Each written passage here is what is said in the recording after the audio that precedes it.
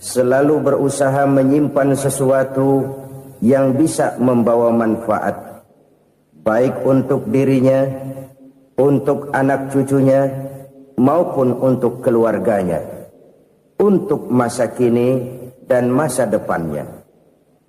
Kadang simpanan itu berbentuk uang, kadang berupa tanah, lain saat berbentuk pabrik, dan lain sebagainya. Sementara masa depan yang paling pasti adalah akhirat. Jika untuk masa depan dunia kita rela memeras keringat, membanting tulang, pergi pagi dan pulang petang, menyimpan uang, menyimpan tanah, menyimpan pabrik, pernahkah kita merenung jika satu saat kiamat datang, kita dibangkitkan dari kubur masing-masing, berdiri di padang mahsyar untuk mempertanggungjawabkan seluruh kegiatan hidup kita di dunia ini, lalu kita akan menuju ke alam akhirat. Sudahkah kita mempunyai simpanan untuk akhirat kita? Pada pertemuan kali ini saya ingin menyampaikan sebuah hadis di mana Rasulullah sallallahu alaihi wasallam bersabda, "Arba'un min kanzil jannah." Simpanan sorga ada 4 macam. Yang pertama, ikhfa'us sadaqah, menyembunyikan sedekah. Saudara-saudara kaum muslimin, sebagaimana yang kita maklum bahwa Allah Subhanahu wa taala melebihkan sebagian rezeki dari kita terhadap yang lain. Ada yang kaya, ada yang setengah kaya, ada yang miskin, ada yang setengah miskin, dan selanjutnya. Ada yang gajinya kecil tapi penghasilannya gede. Ada yang penghasilannya gede tapi nggak punya gaji. Ada juga yang memang gajinya gede dan penghasilannya gede. Kelebihan rezeki merupakan sunnatullah dan tidak harus membuat kita merasa lebih dari yang lain.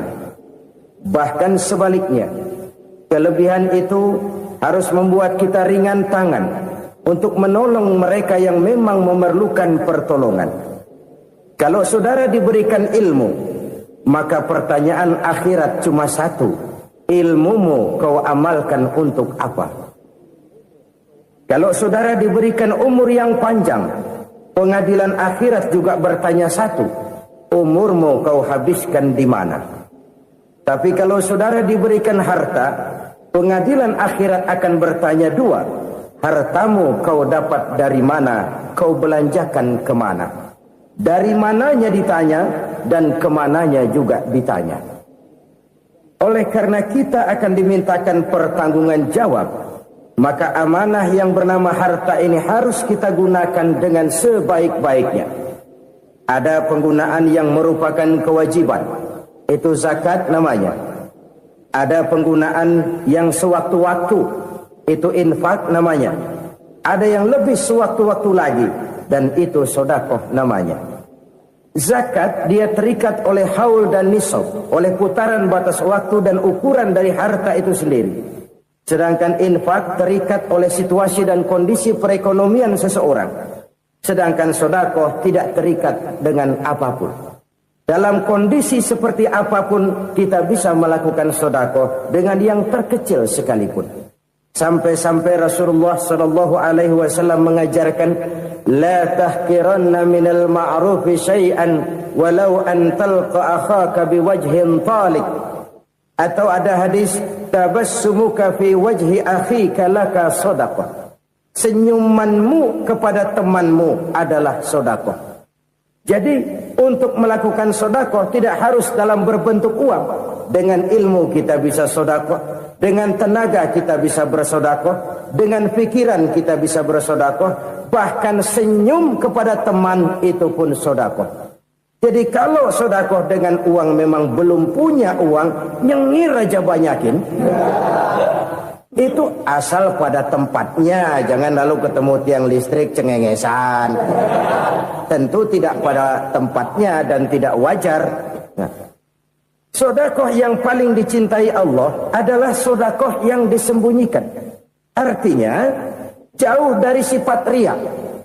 Kan kadang-kadang ada orang sedekah itu disebutkan namanya, apa tidak bagus? Kalau memang niatnya ikhlas, ya bagus-bagus saja. Untuk memberikan sugesti kepada yang lain. Di Fulan bin Fulan nyumbang sekian, diumumkan.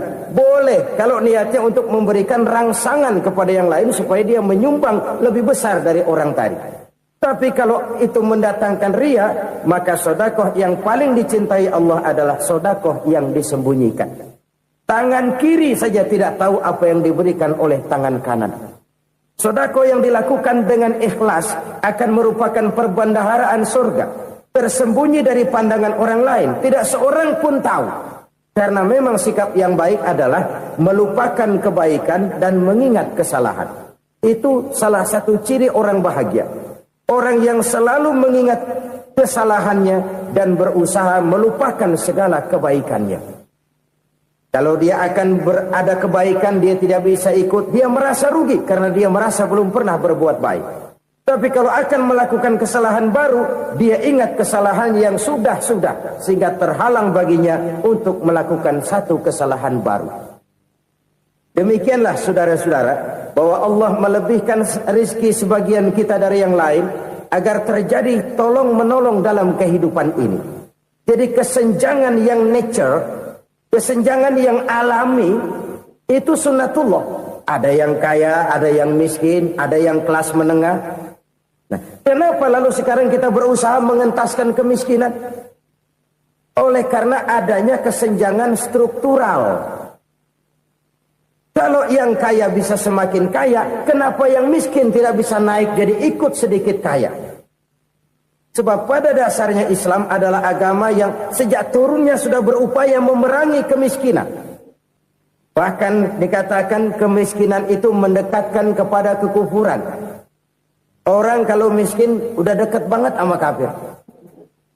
Gampang menjadi kafir. Berapa banyak saudara-saudara kita yang oleh karena soal perut, oleh karena soal materi, terpaksa meninggalkan dan menanggalkan akidahnya. Menjual petunjuk yang diberikan Allah dengan kesenangan dunia yang cuma sebentar ini. Na'udzubillah, thumma na'udzubillah. Jadi makin kita sembunyikan satu sedekah, semakin banyak perbendaharaan kita di surga. Sedekah yang paling dicintai Allah adalah sedekah yang disembunyikan.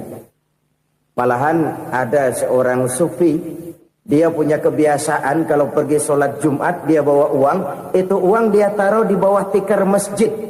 Dia niat sedekah kepada siapa saja yang nemuin itu duit. Maksudnya apa? Supaya yang nemuin nggak tahu siapa yang punya duit. Demikian dia saking ingin menyembunyikan sedekahnya. Karena sifat riya itu bisa memakan amal kita sendiri. Riya itu termasuk menyebut-nyebut kebaikan kita. Orang yang suka nepuk dada, sedikit-sedikit ngitungnya kalau nggak gua. Tuh kalau nggak gua tuh. Tuh yang belas itu kalau nggak gua, kalau nggak gua. Iya kalau nggak lu kenapa emang?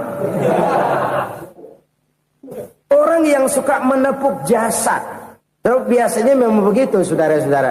Kalau perang lagi berkecamuk, orang nggak sempat ngaku jadi pahlawan. Tapi begitu perang selesai, yang kagak kenal bedil ngaku pahlawan, mas. Itu sesuatu yang biasa. Oleh karenanya, orang-orang yang ikhlas dalam bersedekah, disembunyikannya sedekah itu, Allah cinta betul. Malahan ada hadis memberikan jaminan, inna sedaqatal mar'il muslimi tazidu fil umri wa tadfa'u mitatas su'i. Sesungguhnya sedekahnya seorang mukmin tazidu fil umri, bisa menambah umur panjang. Wa tadfa'u mitatas su'i, dan menyelamatkan manusia dari mati secara su'ul khatimah. Jadi siapa yang kepengen panjang umur, banyaklah sedekah. Yang bosan hidup, pelit terus. Sedekah menambah panjang umur dan menyelamatkan manusia dari mati secara su'ul khatimah. Pak, katanya umur itu nggak bisa ditambah, nggak bisa dikurangin. Kapan? Kalau ajal sudah datang. Wa idza jaa ajaluhum la yastakhiruna sa'atan wa la yastaqdimun. Kalau ajal datang tidak bisa dimajukan, tidak bisa dimundurkan. Itu kalau ajal sudah datang. Tidak bisa lagi umur ditambah dikurangi, sudah datang. Tapi kalau belum datang, itu kan haknya Allah. Mau ditambah, mau dikurangi, hak prerogatif Allah. Sebagai pencipta manusia, Allah Maha Kuasa dan Maha Mampu. Sedekah ini menambah panjang umur dan menyelamatkan manusia dari mati secara su'ul khatimah. Orang mati kan sama ya, kondisinya mati, nggak nafas. Tapi hakikat mati kan lain-lain. Ada yang mati itu husnul khatimah, baik akhirnya. Misalnya lagi ngaji mati, lagi sholat mati, lagi sedekah mati. Ini yang dinamakan dengan husnul khatimah, baik di akhirnya. Sebaliknya ada yang su'ul khatimah, jelek di akhirnya. Ini yang jadi catatan akhir. Lagi nyekek botol, mampus. Lagi banting kartu, modar. Su'ul khatimah, jelek pada akhirnya. Sedekah menyelamatkan manusia dari mati secara su'ul khatimah. Dan kita semua kepengen mendapat husnul khatimah, jauh dari su'ul khatimah. Oleh sebab itu yang bisa menyelamatkan kita dari penyakit itu antara lain adalah sedekah yang disembunyikan. Yang dikerjakan dengan ikhlas karena Allah. Tidak karena kepengen dipuji orang, tidak karena ingin dikatakan orang pemurah, sebab orang dermawan itu orang yang memberi tanpa harus diminta. Kalau masih harus diminta, ya belum dermawan namanya, masih harus diminta. Kalau nggak diminta ya tulus, lolos, polos. Saudara-saudara kaum muslimin rahimakumullah. Harta adalah amanat dan akan kita pertanggungjawabkan. Allah melebihkan rizki sebagian kita dari yang lain agar kita saling tolong menolong, bantu membantu. Nabi janjikan siapa yang meringankan beban saudaranya muslim di dunia, Allah akan meringankan bebannya di akhirat nanti. Sebuah jaminan dari baginda Nabi. Si orang yang kita bantu barangkali tidak bisa membalas, Allah yang akan membalas lewat jalan lain yang tidak pernah kita sangka-sangka. Ada orang tanya, Pak, ini ada orang nyumbang masjid sambil marah-marah, bagaimana? Saya bilang sumbangannya aja ambil, marahnya jangan. Marahnya jangan diambil, itu urusan dia. Saudara-saudara kaum muslimin rahimakumullah. Umat Islam ini kan umat yang punya potensi besar. Kadang kita merenung, kenapa kadang-kadang pembangunan masjid kok lambat sekali? Kalau hotel hari ini peletakan pertama, bulan depan peresmian. Supermarket hari ini peletakan batu pertama, minggu depan peresmian. Tapi kalau sudah yang namanya masjid, kadang-kadang peletakan batu pertama sekaligus jadi batu terakhir. 3 tahun, 4 tahun, campur nebar jalak di jalanan. Duit dijaring kayak ikan sepat. Apa tidak ada orang Islam yang kaya? Banyak. Apa tidak ada pengusaha muslim yang jadi konglomerat? Ada. Lalu yang belum banyak itu yang komit terhadap nilai-nilai agamanya. Akhirnya kita jatuh jadi umat yang lemah. Belum ada pengusaha konglomerat muslim buka pabrik super mie cap beduk misalnya umpamanya atau pabrik kecap cap sorban supaya identitas keislamannya sedikit kelihatan. Kita jatuh jadi umat yang lemah karena potensi tidak terinventarisir dengan baik. Kita ini ibarat kompor yang cuma matengin nasi orang lain. Potensi kita dimanfaatkan oleh orang lain. Ukhuwah Islamiyah kita baru terbatas kepada silaturahmi. Ukhuwah di bidang ekonomi kita lemah. Ukhuwah di bidang kebudayaan kita lemah. Apalagi ukhuwah di bidang politik kita lebih rapuh lagi. Padahal ukhuwah itu adalah totalitas kehidupan manusia. Menyangkut ipolek sosbud. Memerlukan nilai-nilai ukhuwah. Jadi oleh karena itu mari kita menyadari. Di dalam harta kita, walaupun kita yang cari, pergi pagi, pulang sore, peras keringat, banting tulang, di sana ada harta anak yatim. Di sana ada hak masjid. di sana ada hak pesantren, di sana ada hak jihad. Berbahagialah seseorang apabila dia oleh Allah dijadikan keran.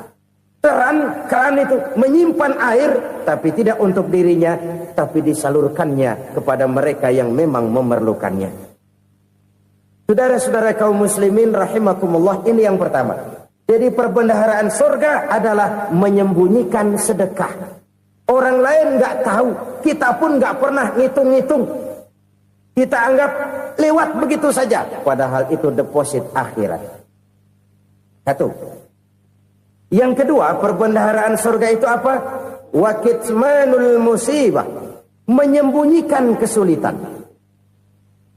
Kadang orang takut menghadapi kesulitan, tapi makin kita merenung, hidup ini kan sebenarnya urusan. Takut sama urusan, ya jangan hidup. Tandanya orang hidup itu kalau punya urusan. Urusan melupakan problem. Problem sering menimbulkan kesulitan. Kesulitan bukan untuk ditakuti, tapi untuk diatasi dan dicarikan jalan keluarnya. Siapa sih orangnya yang gak pernah sulit-sulit? Makin tinggi status sosialnya, makin gede urusannya. Makin tinggi kualitas imannya, makin berat tingkat kesulitannya. Cuma memang yang namanya enak itu seperti pelangi. Biang lala itu nggak pernah di atas kepala kita, di atas kepala orang melulu. Lo sih enak lo, kata kita. Dia juga bilang yang enak kan lo. Pelangi itu nggak pernah di atas kepala kita. Kata tukang beca, aduh enak ya naik Mercy. Kata tukang beca, apa yang di dalam mobil Mercy? Aduh enak bener tukang beca, di jok ngeringkuk ngorok pules bener. Saya kamar pakai AC sejuk, tempat tidur sutra empuk, alga spring bed, kulak kulik nggak bisa pules kalau belum minum Valium, belum tidur. Enak bener tukang beca, di jok ngorok nggak tahu wetan kulot. Si tukang beca bilang yang di Mercy enak, yang di Mercy bilang tukang beca enak. Inilah enak, nggak pernah di atas kepala kita, di atas kepala orang lain melulu enak itu. Nah, saudara-saudara, yang merupakan perbendaharaan surga itu orang yang bisa menyembunyikan kesulitan, baik pribadi ataupun rumah tangga. Nih terutama rumah tangga yang jadi soalnya. Kadang-kadang kita ini kalau senang, sebaliknya kalau senang kita diam, kalem aja, cuek. Banyak banget duit kita bawaan, diam aja udah. Malah ketemu orang takut. Tapi begitu susah, sekampung tahu. Padahal Nabi mengajarkan perbendaharaan surga itu menyembunyikan musibah, menyembunyikan kesulitan. Kalau enak, cerita sama orang-orang. Kalau nggak enak, rasain sendiri, tekan sendiri, atasin sendiri. Kita kan sebaliknya. Senang kita diam, asal lagi susah, paling tidak kita nyari teman buat cerita kesusahan. Siapa orangnya yang nggak pernah susah? Cuma soalnya bagaimana kita mengatasi kesusahan itu sendiri. Begitu juga misalnya kalau orang sudah berumah tangga, itu orang tuanya harus menjadi tempat dia cerita yang enak-enak saja. Yang nggak enak rasain berdua, selesaikan berdua, atasin berdua. Jangan dibalik. Asal senang diam, giliran susah saja. Maknya laporan. Terbalik. Bisa menjaga security informasi. Maka nama bayam keluar diam, malah seluitan. Enak amat lo makan daging ayam. Security informasi. Saudara-saudara kaum muslimin rahimakumullah. Ujian yang terberat itu yang pernah diberikan kepada para nabi, para rasul, para aulia, para ulama. Makin tinggi keimanan, makin berat bentuk kesulitan. Ayo saya kemukakan satu contoh saja. Ada seorang nabi yang kaya, nabi kaya, namanya Nabi Ayub. Iblis kalau orang begini kan keki, ibadahnya rajin, kaya. Nih yang kayak begini susah digodain. Kalau ibadahnya rajin, miskin, kali bisa disogok. Sini imannya mantap, ibadahnya rajin, kaya, nabi lagi. Oh, tapi namanya iblis nggak kurang akal. Laporan, Tuhan, kenapa iblis?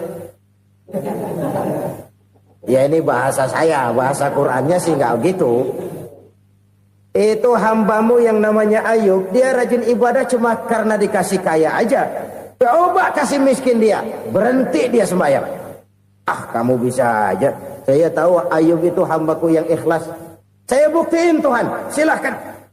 Dibuktiin lah, iblis turun ke alam ini. Yang mula-mula dia lakukan, dia rusak sawah ladang Nabi Ayub. Dia binasakan binatang ternak Nabi Ayub. Sehingga dalam waktu singkat, jatuhlah Nabi Ayub dari orang paling kaya jadi orang paling miskin. Beliau masih ibadah di mihrab dalam masjid. Datang iblis.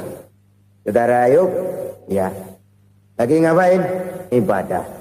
Nyembah Allah, nyembah Allah. Oh, percuma. Kenapa? Tuhan yang ente sembah nih, dia udah bikin miskin ente. Sawah ladang ente hancur lebur, binatang ternak binasa. Sekarang ente jadi orang paling miskin. Ngapain nyembah Tuhan kayak begitu? Tekor. Udah berhenti dah ibadah, berhenti ibadah. Ini iblis sama Tuhan laporannya lain, yang dikerjakan kepada Nabi Ayub juga lain. Benar begitu iblis kata Nabi Ayub? Iya, sawah ladang saya habis, buras. Binatang ternak saya binasa, binasa. Saya miskin, bangpak. Apa jawab Nabi Ayub? Bukan innalillahi, ini hebat. Alhamdulillahillazi a'tani wa akhza minni. Segala puji bagi Allah yang telah memberikan harta kepada saya dan sekarang mengambilnya lagi. Alhamdulillah. Allah yang ngasih, Allah yang ambil. Itu mah urusan Allah. Iblis cuman ibadah jalan terus, sujud lagi Nabi Ayub. Iblis seleher gondok banget. Dasar Nabi nggak mempan dia apa-apain. Miskin malah alhamdulillah. Allah yang ngasih, Allah yang ambil. Jadi kalau kita tidak komit, kita tidak terikat kepada kaya, miskin, senang, susah, apa yang bisa bikin kita susah? Jadikan kekayaan, kemiskinan, jadikan senang, susah sebagai anak buah yang bisa kita atur. Jangan kekayaan ngatur kita, jangan kemiskinan ngatur kita. Kita yang harus mengatur mereka. Senang, susah, kaya, miskin, bahagia, sengsara, jadikan itu anak buah yang bisa kita atur. Kalau sekarang kita kaya, lain saat boleh jadi kita miskin, semiskin-miskinnya. Allah yang ngasih, Allah yang ngambil. Tenaga mana yang bisa menghalangi? Ibadah jalan terus. Iblis makin gondok. Dasar Nabi loh. Akhirnya apa? Nabi Ayub dikerjain, diberikan penyakit.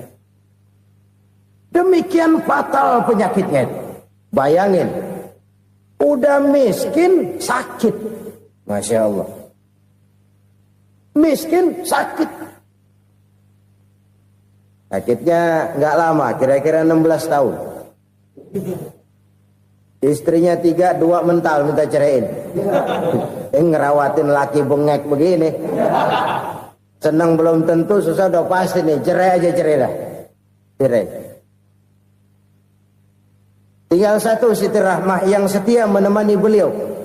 Sesetia-setianya hati perempuan. Satu saat Siti Rahmah bilang, "Bang, iya, abang kan Nabi bang. Lalu, namanya Nabi kan doanya jarang meleset bang. Maksud kamu minta kenapa sih sama Tuhan biar abang sembuh baik dah bang?" Siti Rahmah, iya. Saya sakit berapa tahun sih dah? 16 tahun bang.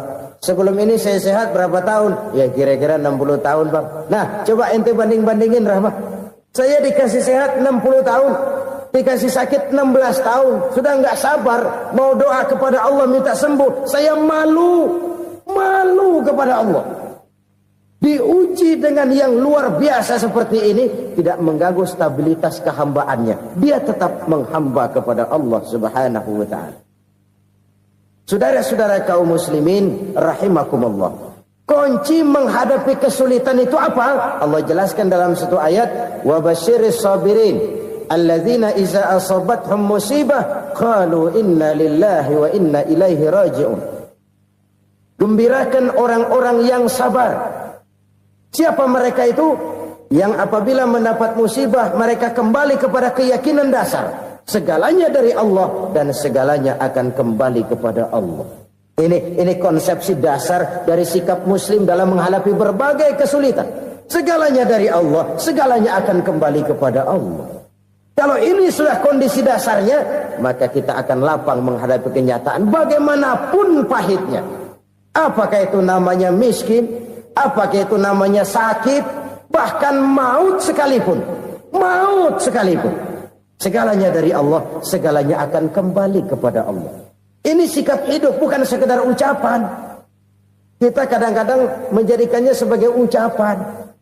Mulutnya sehingga berhenti, innalillahi wa inna ilaihi rajiun, tapi nangisnya terus gerung-gerungan. Bukan itu, ini kesadaran moral. Kalau segalanya dari Allah, segalanya kembali kepada Allah, kan sebenarnya cuma nunggu giliran. Hari ini saya nyembayangin dia, entah hari apa saya disembayangin orang. Hari ini saya antar dia ke kubur, entah hari apa orang nganterin saya ke kubur.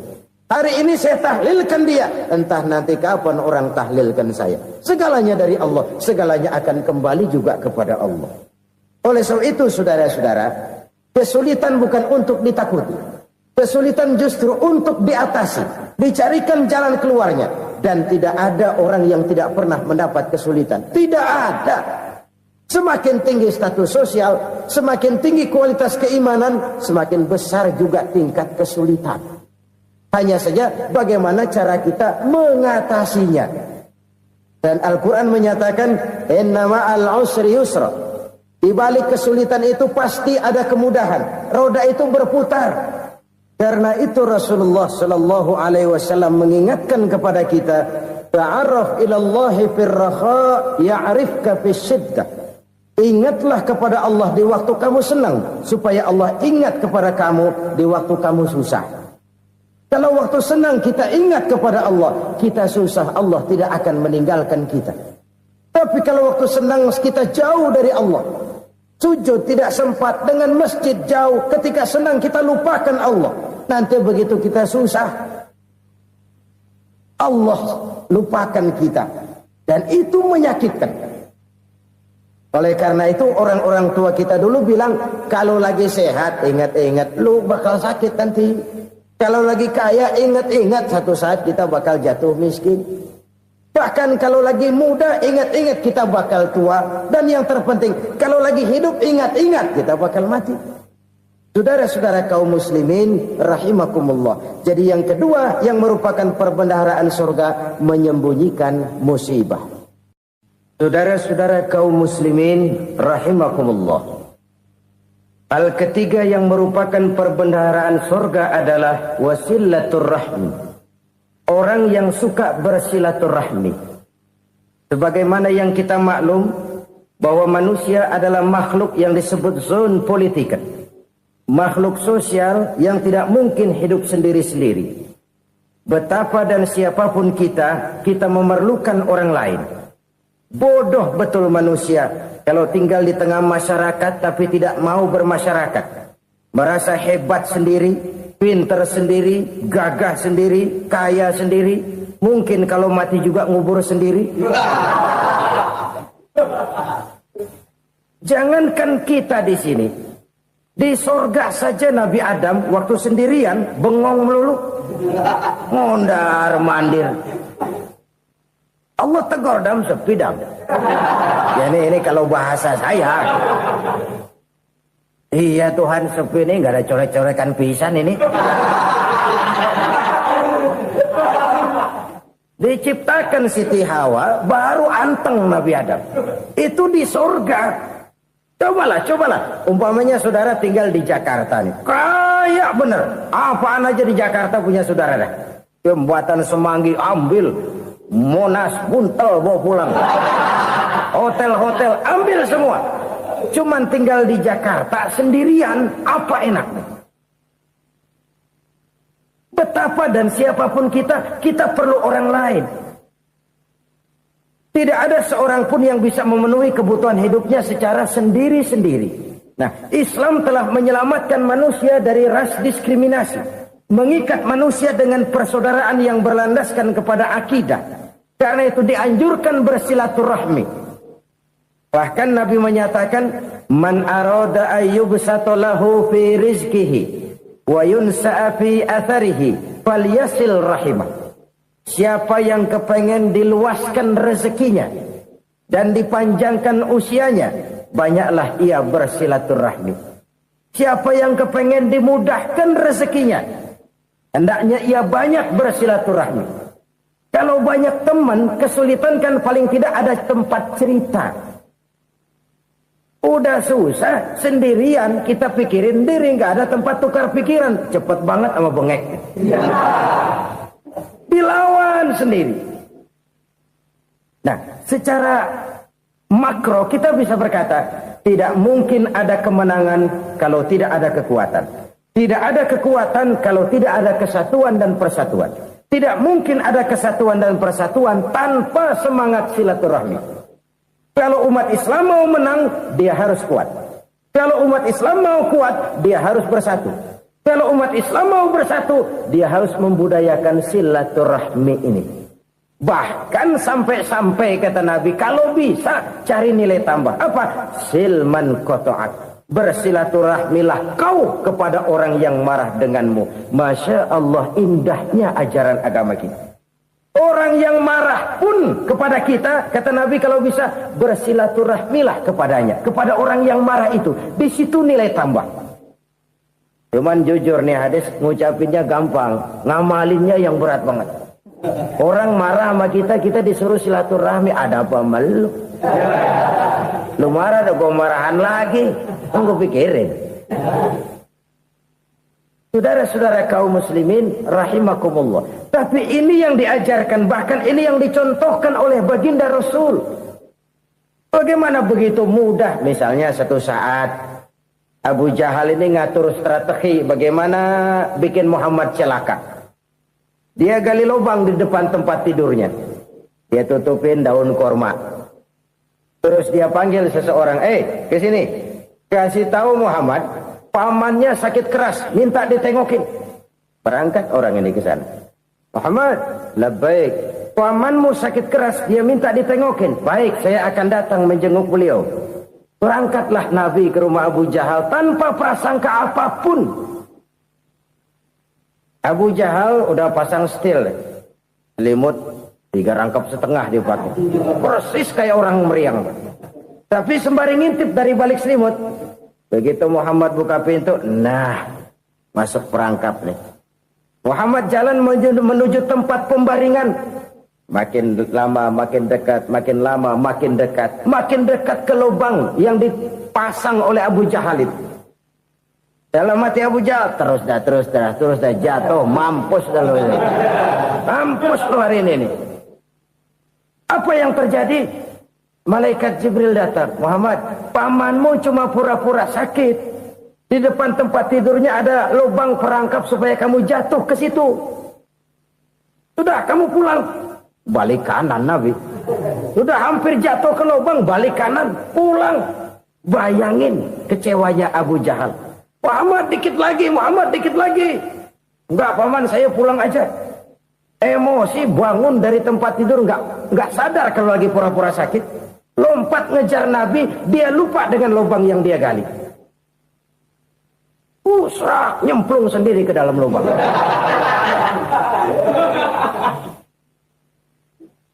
Nabi terus berlalu. Ini terjadi keanehan. Jatuh ke lubang yang dia gali itu sebenarnya nggak terlalu dalam ya, antara 3-4 meteran lah. Tolong saya jatuh ke lubang ini.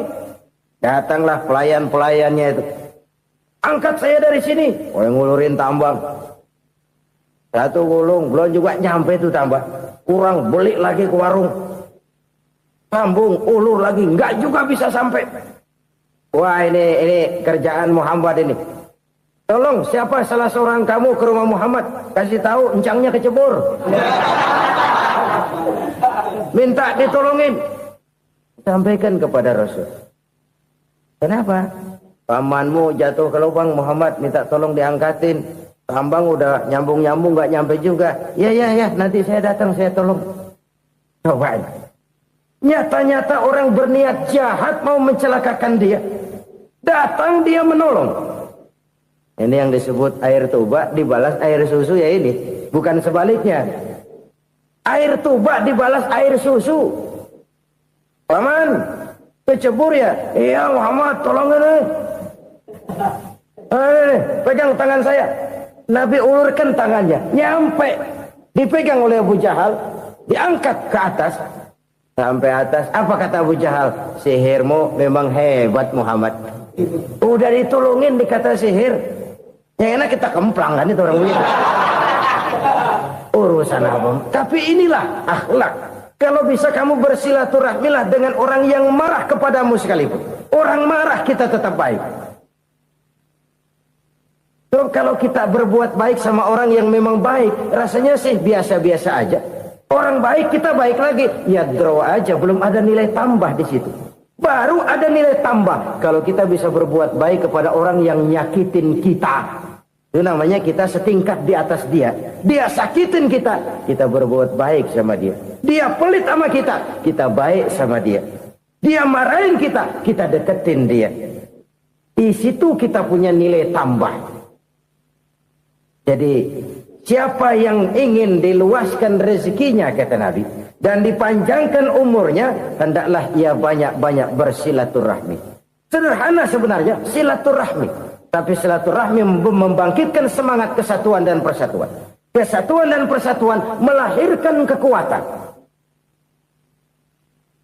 Dalam matematika, 1 ditambah 1 pasti 2. Tapi di tengah masyarakat, 1 orang takut ditambah 1 orang takut, hasilnya jadi 2 orang setengah berani. Kenapa setengah berani? Karena udah berdua. Tadi pan takut sendirian. Kalau dia kumpul turu-turu takutlah jadi berani. Kita yang lemah, kita yang tidak berdaya, kita yang miskin, kalau mau kompak bersatu, apa yang nggak bisa kita kerjain? Apalagi tinggal di kota besar, pilihan cuma 2, bertahan atau minggir. Bertahan atau minggir. Untuk bisa bertahan, harus mampu bersaing. Untuk mampu bersaing, harus punya keahlian. Keahlian harus ditunjang dengan pendidikan. Ditambah oleh kekompakan sebagai umat. Udah miskin mencar mulu, orang injek gitu. Orang nggak pandang urusan apa yang malu. Oleh karena itu silaturahmi pada hakikatnya merupakan roh dari ukhuwah yang diajarkan oleh agama kita. Bagaimana Islam menyelamatkan masyarakat manusia dari ras diskriminasi, mengikat manusia, dan tidak ada persaudaraan yang lebih indah selain persaudaraan yang diikat dengan nilai-nilai akidah. Sepanjang orang di jalan Allah, itulah saudara kita. Keluar dia dari jalan Allah, selesailah persaudaraan sampai di situ. Karena itu, kalau ingin menyimpan sesuatu di surga, banyaklah bersilaturahmi. Datang ke rumah ini, datang ke rumah itu, dan lain sebagainya. Itu simpanan kita di akhirat nanti. Ini yang ketiga. Saudara-saudara, yang keempat, perbendaharaan surga itu apa? Wa qawlu la hawla wa la quwwata illa billah. Ucapan la haula wa la quwwata illa billah. Ibadah kan ada yang berat, modalnya besar. Bangun masjid berat, modalnya besar. Bangun rumah sakit berat, modalnya besar. Ada ibadah yang berat tapi modalnya ringan. Misalnya puasa. Puasa itu berat, mengendalikan nafsu. Kalau sekedar nggak makan nggak minum sih enteng, mengendalikan nafsu itu jihad terbesar. Tapi kan modalnya ringan, cuma niat saja. Ini ibadah berat, modalnya ringan. Ada ibadah yang ringan, modalnya juga enteng. Seperti termasuk ucapan la haula wa la quwwata illa billah. Tanpa sadar, la haula wa la quwwata illa billah. Nyelengin tuh di surga. Nyelengin, kita nggak terasa. Nyelengin simpenan akhirat. La haula wa la quwwata illa billah. Nyimpan lagi. Kaget. La haula wa la quwwata illa billah. Nyimpan lagi. Banyak simpanan. Walaupun sebenarnya yang dimaksud di sini adalah kesadaran batin. Bahwa tidak ada daya dan kekuatan kecuali Allah. Itu intinya. Kita memulai pekerjaan disunahkan baca bismillah. Kan begitu.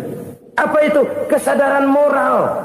Bahwa ini saya bisa kerjakan. Saya kerjakan ini dengan menyebut nama Allah. Kenapa? Kalau Allah tidak memberikan daya dan kekuatan, mana mampu saya kerjakan ini. Maka saya kerjakan ini dengan menyebut nama Allah. Bismillah. Kesadaran moral. Manusia hanya wajib berusaha, tapi nggak pernah wajib berhasil. Banyak hal-hal yang kalau kita renungkan secara rasio nggak mungkin, tapi jadi kenyataan. La haula wa la quwata illa billah.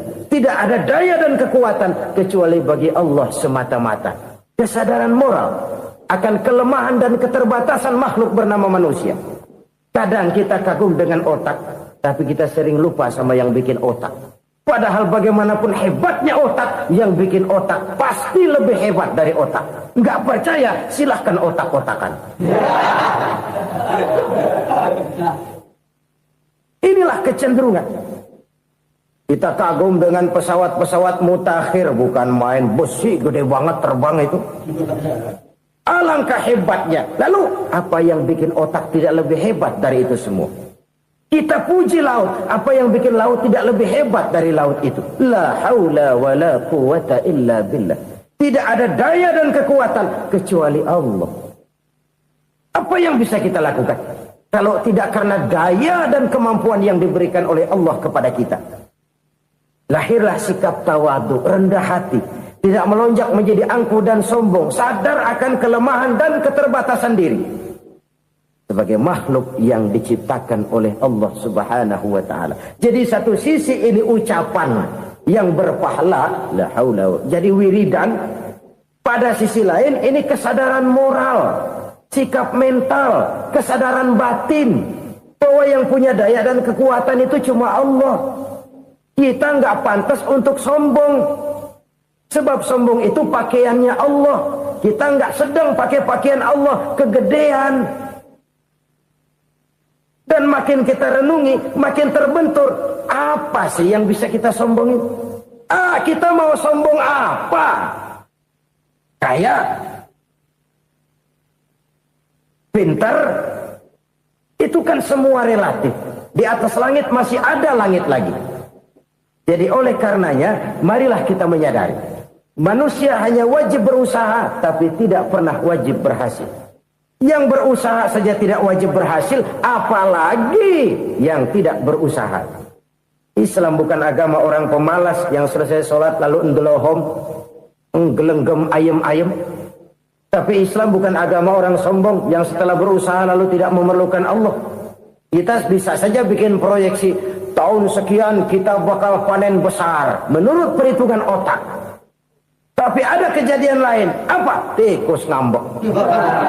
Habis itu dimakanin tikus, panen gagal. Proyeksi rasional gagal oleh tikus-tikus yang ngambek itu. Bisa saja terjadi. Tahun depan kita panen besar. Urung. Kenapa? Musim panas panjang.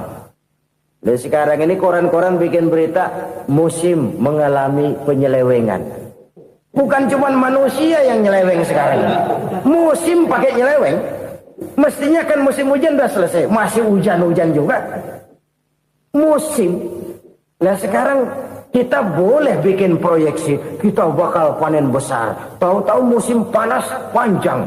Sawah retak, air kering. Cari teknokrat yang paling botak. Suruh pendekin tuh musim panas.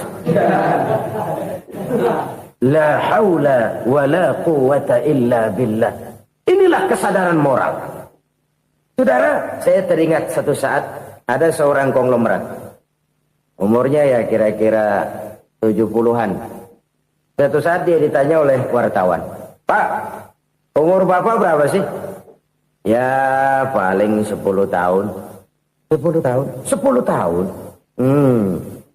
Anak Bapak berapa orang? Satu saja? Satu. Harta Bapak berapa? Ya paling-paling bangsa 7 juta kali. 7 juta? Iya. Pak, kenapa Bapak bohongi saya? Bapak punya buku biografi. Koran-koran, majalah-majalah banyak memuat cerita riwayat hidup Bapak. Saya tahu umur Bapak 70. Kenapa bilang cuma 7 tahun? Saya tahu anak Bapak 8. Kenapa cuma bilang 1? Saya tahu harta bapak miliaran, mungkin triliunan, pabrik di mana-mana, bank di mana-mana. Kenapa bilang uang bapak cuma 7 juta? Nah, kata si konglomerat tadi, kamu benar nak, kamu benar. Umur saya kalau jumlahnya memang 70 nak. Cuman ingat-ingat saya, baru 7 tahun terakhir ini saya sujud. Baru 7 tahun terakhir ini saya berusaha dekat dengan Allah. Saya laksanakan perintahnya, saya jauhi larangannya. 7 tahun inilah rasanya yang ada nilainya di hadapan Allah. Yang 63 tahun matong, kelabu, kelem umur gue. Habis untuk maksiat, untuk munkarat. Maka ketika ditanya tadi, umur saya 7 tahun itu. Oh begitu Pak. Oh iya. Lalu anak Pak. Anak bapak kan 8. Kenapa bilang cuma 1? Nah, kalau jumlah hitungannya memang anak saya 8. Tapi dari 8 orang ini rasanya cuma 1 nih. Yang bakal jadi buah hati, belahan jantung. Pelanjut cerita, penerus sejarah. Bakal jadi anak soleh yang akan mendoakan saya. Cuma 1 rasanya anak saya ini yang bakal jadi buah hati saya. Besar-besaran saya. Yang akan mendoakan di kubur saya. Yang akan mendoakan di akhirat saya. Yang 7 orang mana, Masya Allah, yang atu tenggeng, yang atu nyekek botol mulu, yang atu nggak karu-karuan.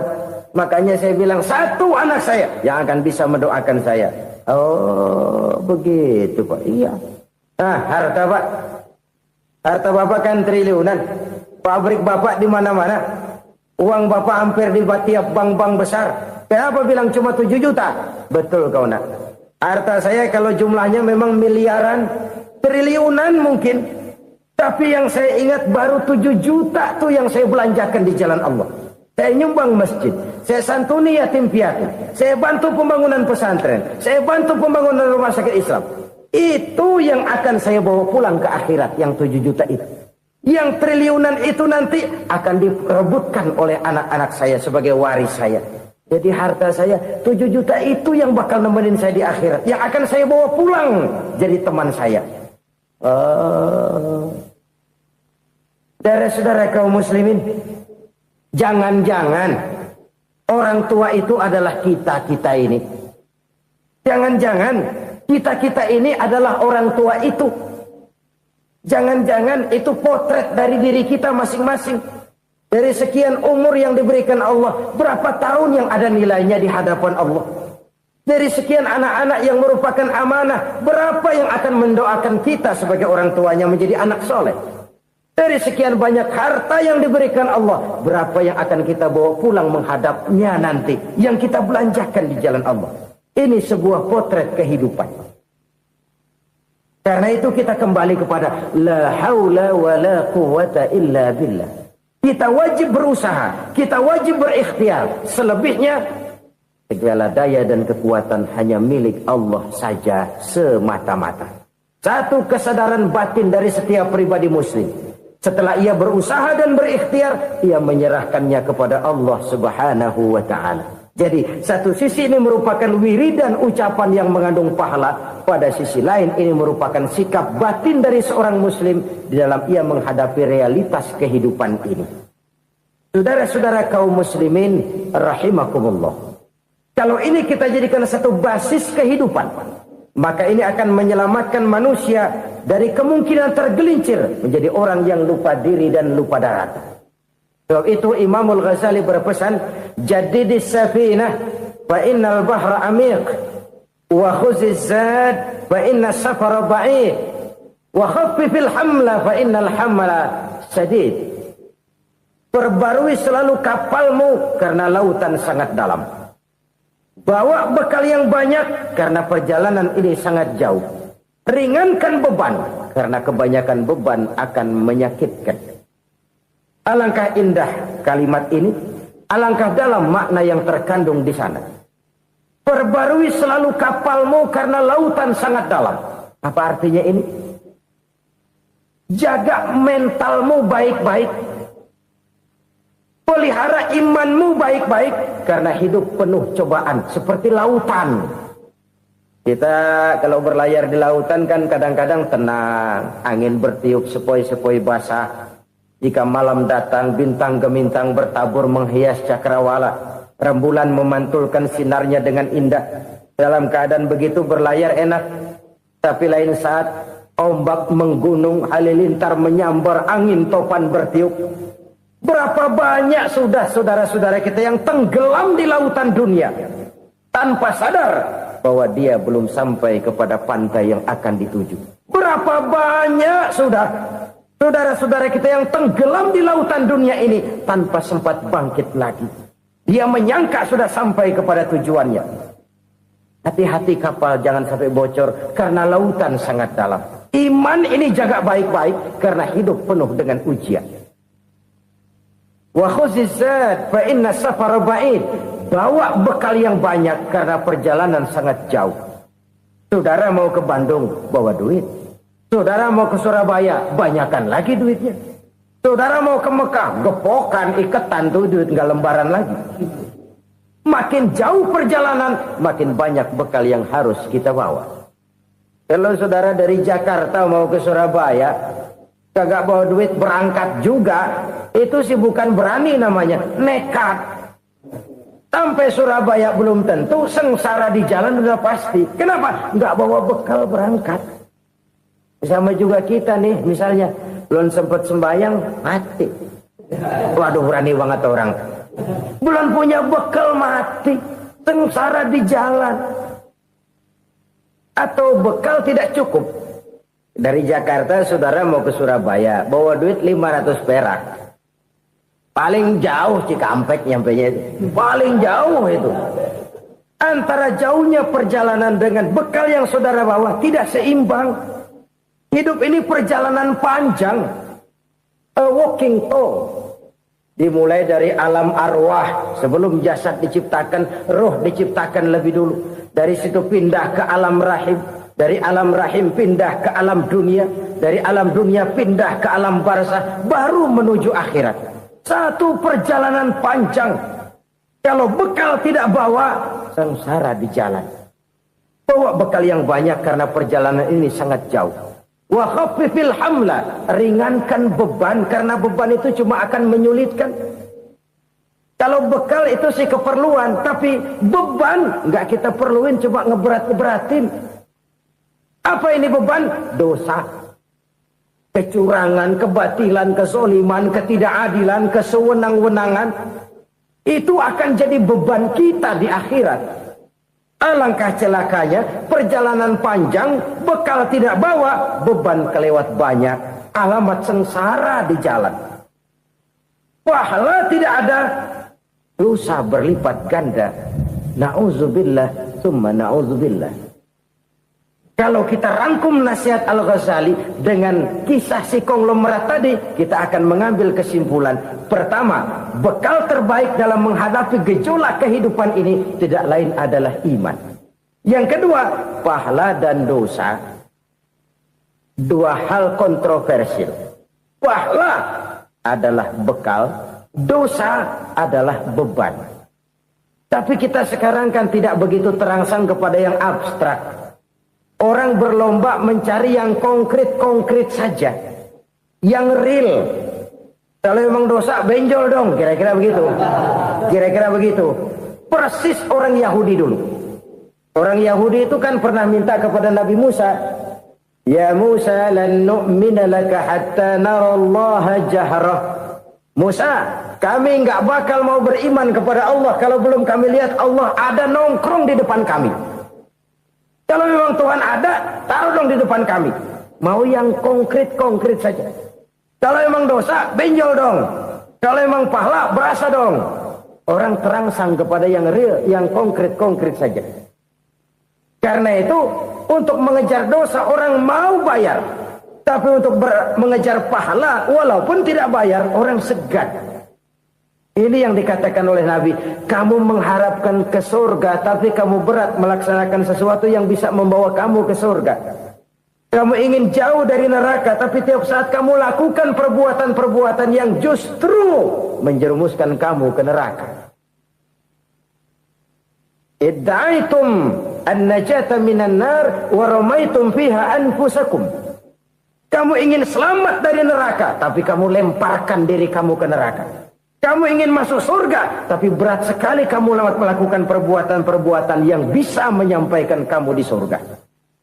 Saudara-saudara kaum muslimin rahimakumullah. Jadi hal keempat yang merupakan perbendaharaan surga adalah la haula wa la quwata illa billah. Satu sisi ini merupakan ucapan yang memperberat timbangan akhirat. Pada sisi lain ini merupakan sikap hidup seorang muslim. Kesadaran batin yang sangat dalam bahwa tidak ada daya dan kekuatan kecuali Allah.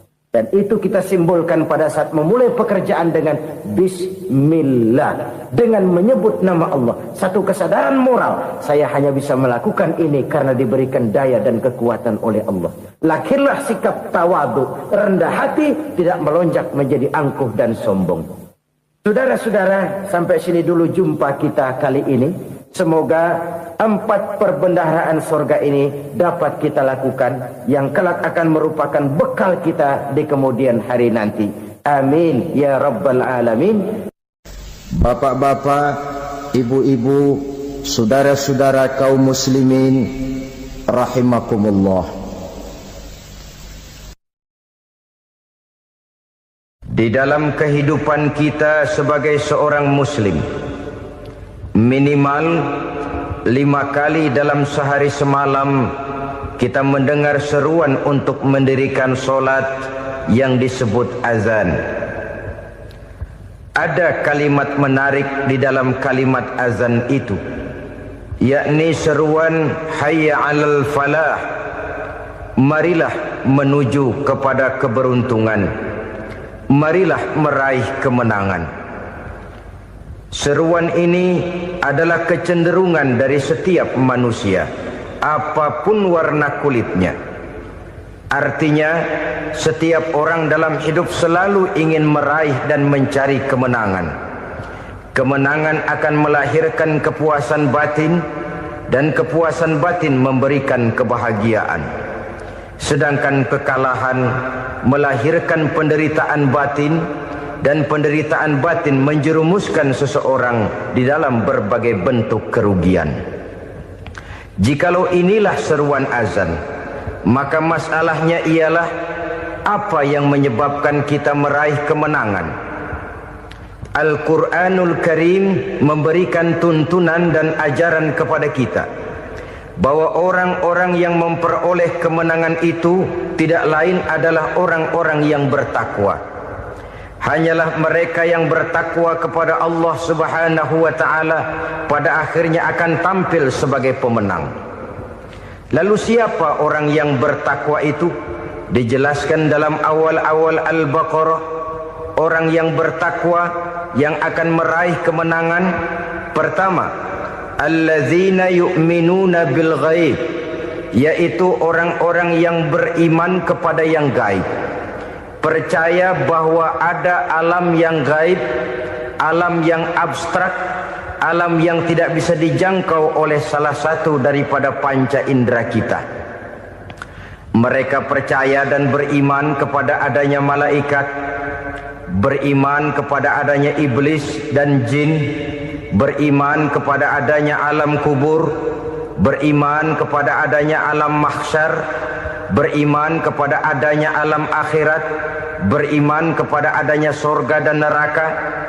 Beriman bukan cuma sekedar beriman dalam ucapan bibir saja, tetapi beriman yang nilai iman itu mampu mewarnai gerak dan gaya hidupnya.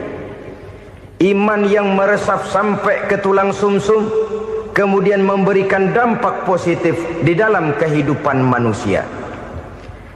Alam, kita tahu, adalah sesuatu yang selain Allah, dan Allah bukanlah alam. Apapun namanya selain daripada Allah, itu adalah alam.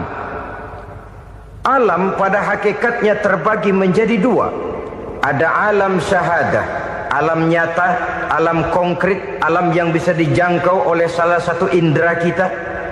Kemudian ada alam ghaib, alam yang tidak bisa dijangkau oleh panca indera kita, alam metafisika, alam abstrak, alam yang wajib kita imani keberadaannya. Kita percaya bahwa malaikat itu ada. Kita percaya kepada jin, bahwa jin itu ada. Kita percaya kepada adanya iblis dan setan. Bukan percaya kepada iblis dan setannya, percaya bahwa iblis dan setan itu ada. Itu termasuk salah satu daripada sifat orang yang bertakwa kepada Allah. Saudara-saudara kaum muslimin rahimakumullah, kecenderungan pembangunan yang lebih bersifat materialistis biasanya menggeser aspek kehidupan rohani. Orang berpikir empiri, dan dalam pola pikir yang demikian maka alam gaib tidak lagi mendapat perhatian. Aspek kehidupan yang bersifat rohaniah malah mulai ditinggalkan.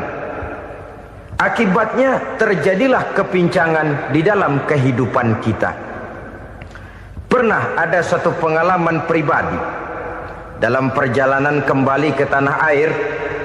Dalam pesawat di sebelah kanan saya duduklah seorang Jerman namanya Heiner Simonsen. Iseng saya ajak kenalan, saya ajak ngobrol, saya tanya dia.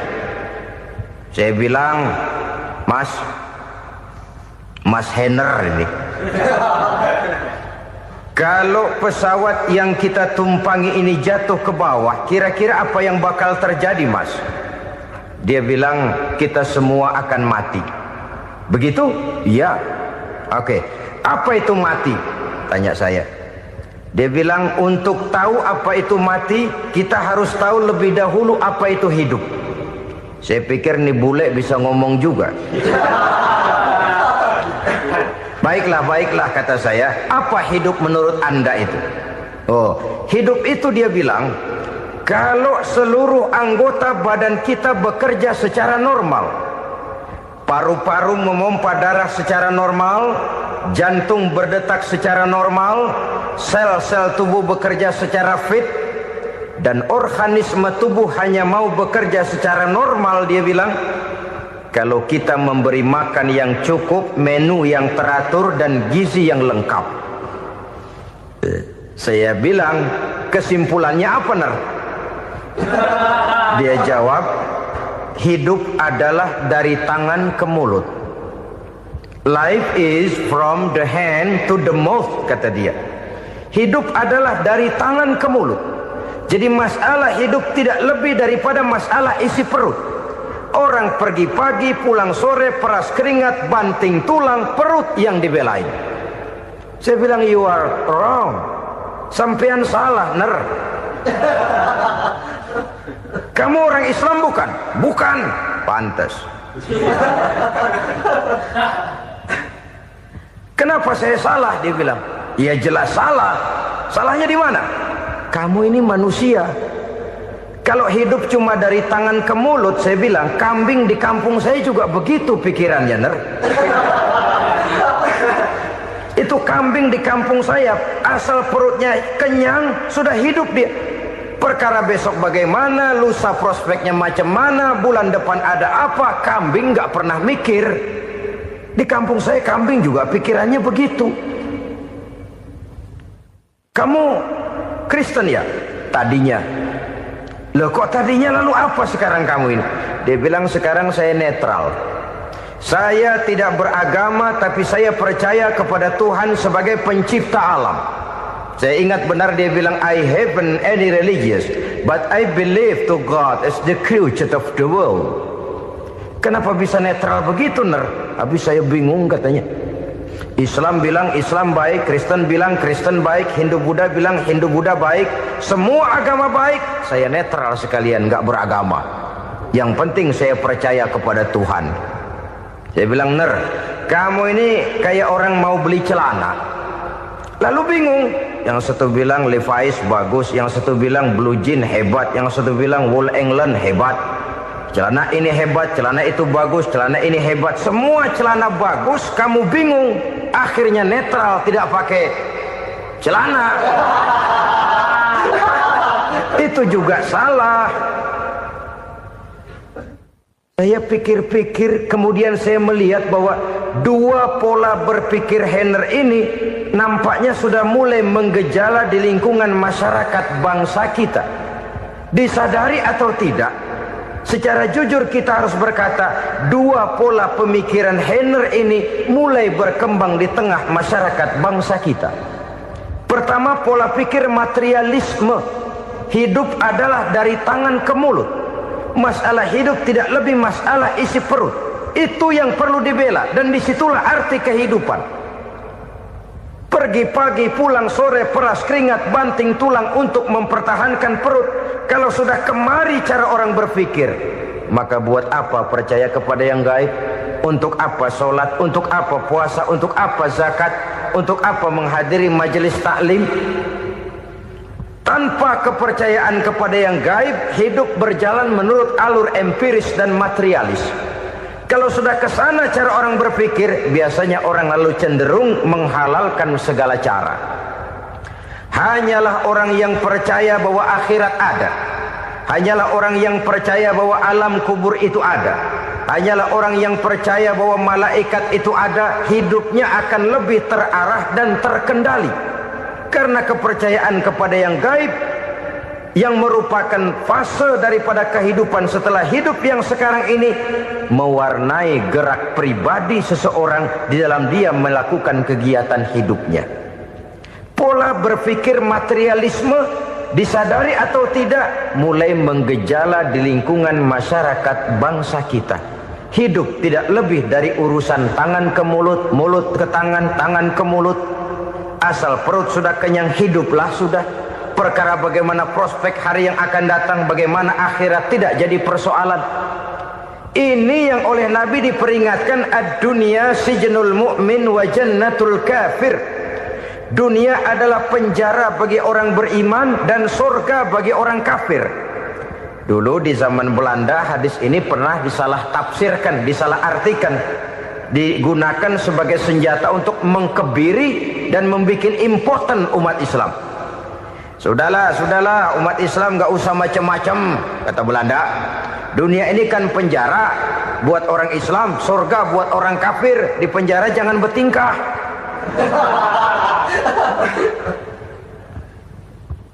Pengertiannya tidak begitu. Dunia adalah penjara bagi orang mukmin. Artinya dalam kehidupan dunia seorang mukmin tidak bebas memperturutkan hawa nafsunya. Di penjara hawa nafsunya itu. Sebaliknya surga bagi orang-orang kafir. Buat orang kafir surgalah dunia ini. Mereka bebas memperturutkan hawa nafsunya. Dilarang tidak terlarang, dicegah pun tidak tercegah. Mereka hidup menurut alur bisikan nafsu mereka sendiri. Kemudian bila ajal datang, maut merenggut nyawa, selesailah surganya sampai di situ. Maka bagi orang-orang yang tidak percaya kepada adanya akhirat, kepada adanya alam gaib, surganya sebatas umurnya. Sekali lagi, surganya sebatas umurnya. Bila umur selesai, ajal pun datang merenggut nyawa, selesailah sudah surganya sampai di situ. Alangkah pendeknya perjalanan orang-orang yang tidak percaya kepada alam gaib ini. Bagi kita mukmin, jikalau kita mampu memenjarakan hawa nafsu, kita bisa bahagia di dunia ini. Dan Islam memang tidak menyuruh kita sengsara di dunia. Raih dunia, kejar dunia, gapai dunia sebagai alat untuk mencapai kebahagiaan di akhirat nanti. Hidup adalah satu perjalanan panjang yang terbentang sejak kita terlahir dari alam rahim sampai kepada alam akhirat nanti. Andai kata kita gagal meraih kebahagiaan di dunia, toh kita masih punya akhirat. Tapi jangan jadi dalil yang melemahkan semangat. Biarin dah kita di dunia kebelangsak, yang penting akhirat. Akhirnya dunia benar-benar kebelangsak. Bagaimana dunia ini bisa kita raih, dan bagaimana meraih dunia untuk menunjang kepentingan akhirat nanti. Yang kedua dari pikiran Henner yang saya lihat menggejala di lingkungan masyarakat bangsa kita, timbulnya manusia-manusia netral. Seolah-olah Tuhan yes, agama no. Sama Tuhan percaya, agama ogah. Tuhan ngangguk, giliran agama godeng.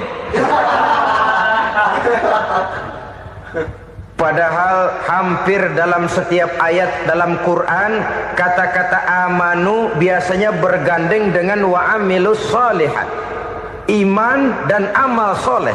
Ini sebagai isyarat Tuhan dan agama jangan pernah dipisah-pisah. Apabila kita bertuhan, maka kita harus beragama. Apabila kita beragama, maka agama itu harus bersumberkan dari Tuhan yang kita imani itu. Tidak mungkin kita pisah, Tuhan yes, agama no. Sama Tuhan percaya tapi agama bikin sendiri. Sembayangnya cukup bengong 2 jam madep ngulon.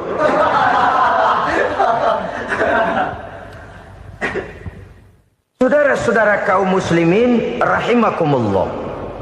Jadi dengan demikian, agama yang kita akui merupakan unsur mutlak di dalam pembangunan sekarang ini, merupakan bagian dari kehidupan yang menuntun kita bahwa di balik alam nyata ini, di balik alam syahadah ini ada alam gaib.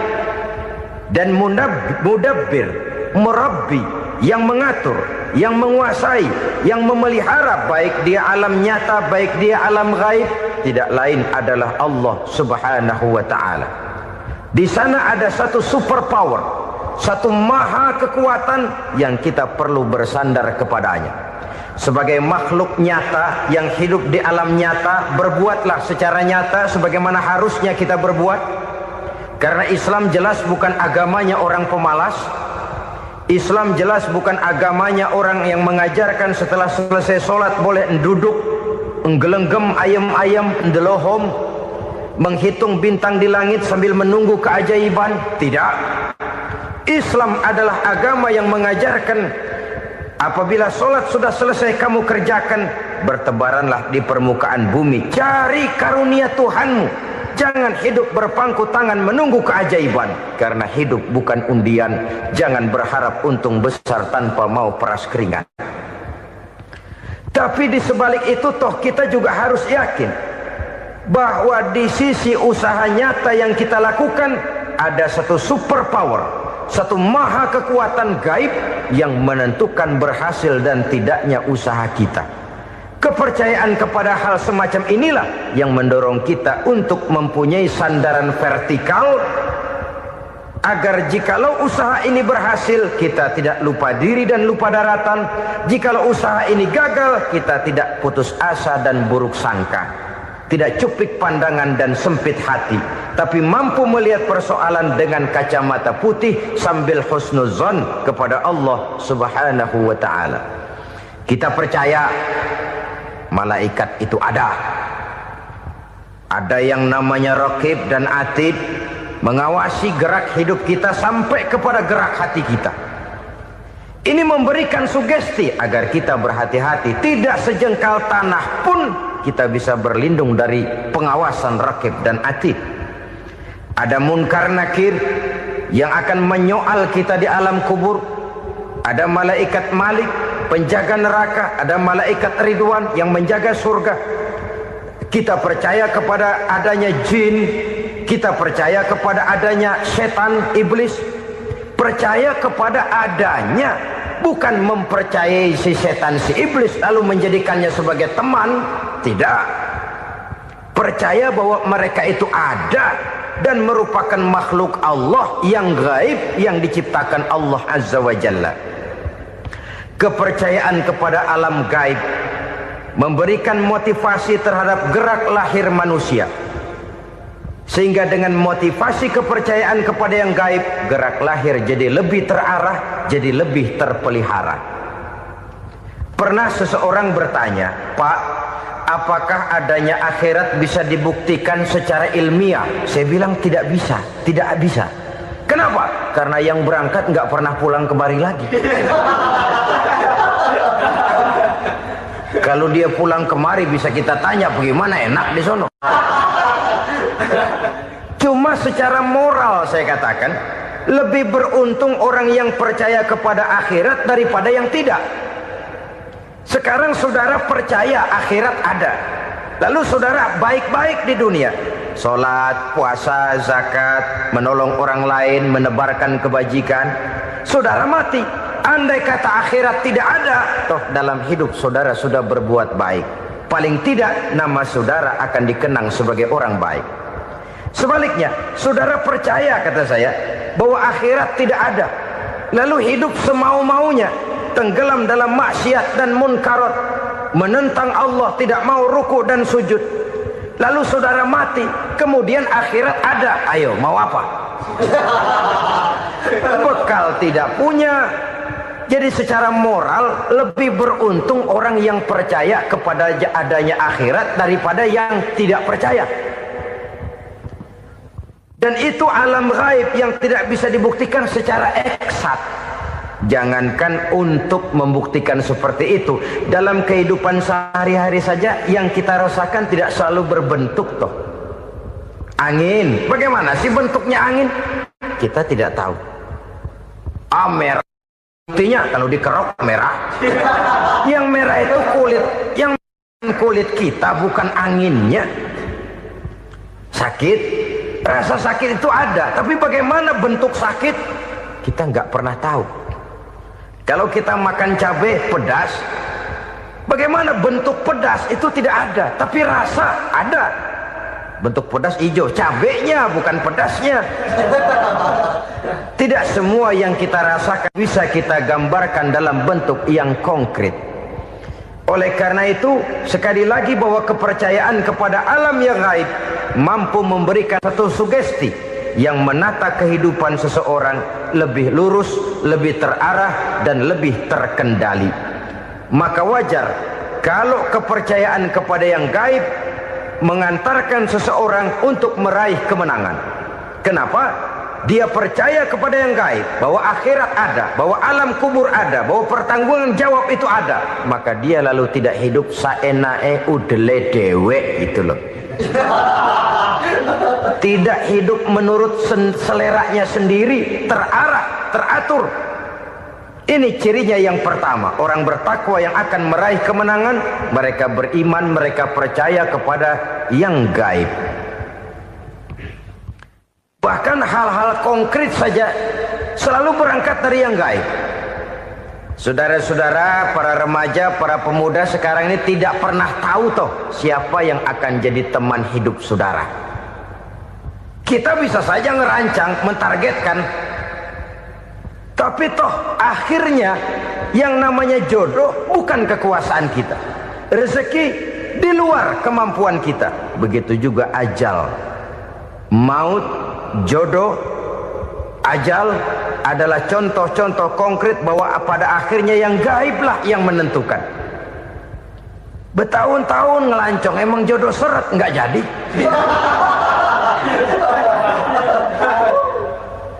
Begitu kenal baru setengah malam nginep ditangkap hansip kan. Hal-hal semacam itu kadang-kadang kita berpikir suuzon, gile, perempuannya cakep banget, lakinya rebek amat. Memang begitulah jodohnya. Memang begitulah jodohnya. Saudara hadirin ma'asyiral muslimin yang saya hormati, jadi hal-hal yang konkret saja kita yakini sepenuhnya ditentukan oleh satu superpower yang gaib itu tadi. Dari sanalah segala ketentuan itu berangkat dan kesanalah segalanya akan kembali. Maka kepercayaan kepada yang gaib meluruskan gerak hidup seseorang dan itu akan mengantarkan dia kepada meraih kemenangan. Satu. Yang kedua, wa yuqimuna shalah. Orang bertakwa yang akan meraih kemenangan itu adalah orang-orang yang mendirikan sholat. Kenapa sholat mengantarkan orang untuk meraih kemenangan? Yang jelas, inna sholata tanha anil fahsya'i wal munkar. Sholat mampu mencegah manusia dari perbuatan keji dan munkar. Banyak filsafat hidup yang terkandung di dalam sholat ini. Sejak kita wudhu,